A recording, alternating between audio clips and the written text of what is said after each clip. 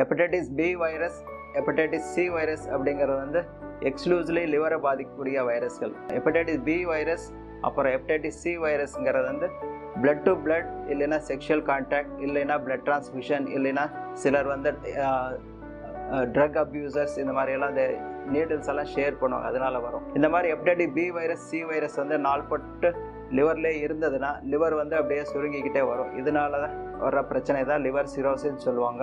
Liver cirrhosis வந்ததுக்கப்புறம் சிலருக்கு வந்து அப்படியே லிவர் இன்னும் மோசமாச்சுன்னா காமால வரும், வயிற்றில் நீர் கோத்துக்கும், அப்புறமேலு கால் வீக்க வரும், சில திடீர்னு பிளட் வாமிட்டிங் வரும், சில கன்ஃபியூஷன் இந்த மாதிரி வரும். இந்த ஸ்டேஜ் வந்துருச்சுன்னா நாம் வந்து லிவர் டிரான்ஸ்பிளான்ட் தான் பண்ணணும். நம்ம வந்து ஆரம்பத்திலே இந்த வைரஸ் எல்லாம் கண்டுபிடிச்சோன்னா அந்த வைரஸோட அளவு அதெல்லாம் பார்த்துட்டு அதுக்கு எஃபெக்டிவ் ட்ரீட்மெண்ட் கொடுத்தோம்னா நாம் இந்த லிவர் சிரோசிஸ் அதோட வர்ற காம்ப்ளிகேஷன் டிரான்ஸ்பிளான்ட் அதெல்லாமே கொஞ்சம் நாம் அவாய்ட் பண்ணிக்கலாம்.